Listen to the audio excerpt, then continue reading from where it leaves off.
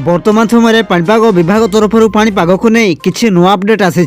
सूचना अनुजाई कोरापुट को टपिला राजधानी जाड सिमिड़ीपाड़ में 16 डिग्री तले पारद सारा राज्य में हाड़भंगा शीत अनुभूत होउछि। दिनकू दिन घन कुड़ी सांग को थंडार 3 डिग्री बढ़िबार लागिछि। सिमिड़ीपाड़ में माइनस डिग्री को खसीछि पारद।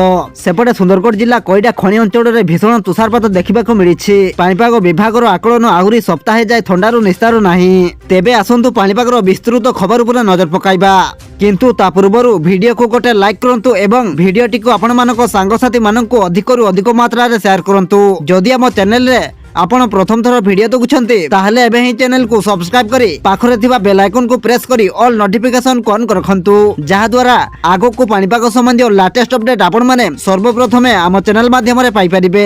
पाणीपाग विभाग पक्षरु प्रकाशित रिपोर्ट अनुसार सूर्य अस्त हेले बाघ बळी माडी आसुछि जाड। शीत एमिति हेउछि जे सही होउनी। राति हेले थंडा रे देह थरुछि। ठक ठक दांत रे बाडे हेउछि दांत। की उपकूल की उपांत थंडा रे थर हरउछि सारा राज्य। सिमिड़ीपाड़ रे माइनस डिग्री को खसीछि पारद।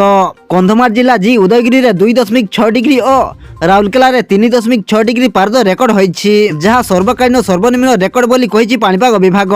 एपटे कोरापुट को टपी जाइछि कटक और भुवनेश्वर रो जाड। कोरापुट रे राति तापमात्रा 9.5 डिग्री थिबा बेले कटक रे 8.6 डिग्री और भुवनेश्वर रे 9.4 डिग्री रेकर्ड करा जाइछि। राज्य रे 25 टी शहर रे 10 डिग्री किंबा तळे रहिछि पारद। सेपटे सुंदरगढ़ जिला कोईडा खणी अंचल और केन्दुझर रो तेलकोई रे होइछि तुषारपात।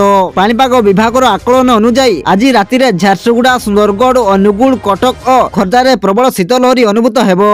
आसंता काली पई झारसुगुड़ा सुंदरगढ़ अनुगुल और ढेंकानाल को प्रबल ठंडा नै सतर्कता जारी करा जाइछि।